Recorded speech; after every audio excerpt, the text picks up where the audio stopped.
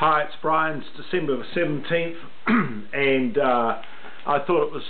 time for us to go back onto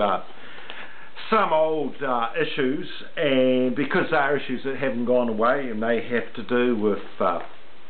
dreadful state of economic and social disparity that exists throughout the world, and the fact that democracies throughout the world seem to be unable to grapple with the really serious and pressing crisis that is upon us. Temporarily, the oil issue has been shelved because the contraction that we've gone into is going to be so deep and so broad. We probably haven't experienced anything quite like it in the past. I know that in the 1880s it was pretty horrendous, but you know, that time for many people who had a closer understanding of the land was more, it was easier to deal with. And indeed, even in the 30s, there was tremendous hardship and poverty and misery, followed by war. And of course, in a sense, I guess, the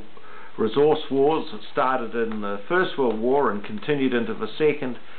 have continued to this day, as we've attempted to cling on to the paradigm of markets, of capitalism, and the whole notion, phony though it may be, that there is some kind of choice out there in this kind of dream that's been offered to us, probably mostly through powerful advertising mediums such as newspapers, and now of course that's falling away into cyberspace, and newspapers are finding it exceedingly difficult to hold their own.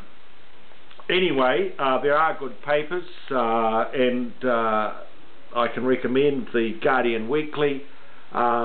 Recently I raised the issue that the International Energy Agency had said that our time's up regarding oil, and I took a few notes here the other day as I was reading some articles, and we're looking at a decline in oil supply of 9%, and of course increasing demand. So temporarily, while this huge recession is on, which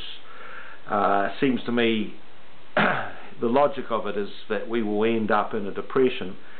will temporarily postpone the crisis of peak oil, but nevertheless it is actually upon us. And as the fear that some commentators, and I was listening to Matt Simmons just the other day, saying that actually there is something worse than an economic collapse. It's an energy collapse, and I have actually always believed that to be the case, and have been talking about it through the last 2.5–3 years,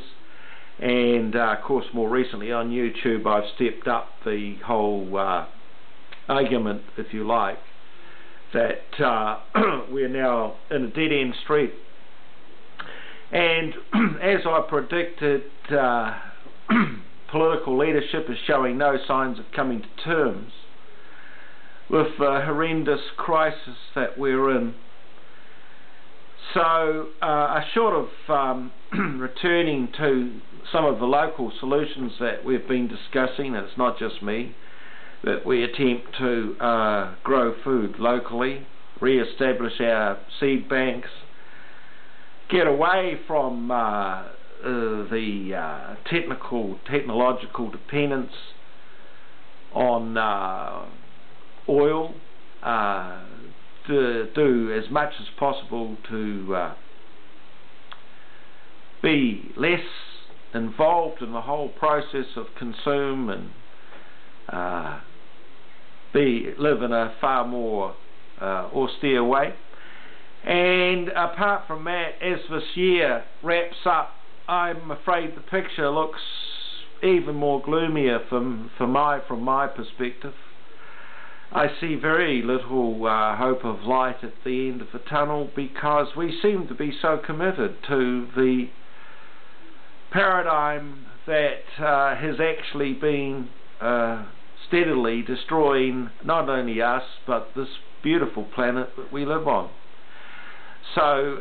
anyway, in the meantime, I'm sorry that I end on a downbeat note, but that's just the way it seems to be affecting me at this time. And hopefully we'll see you again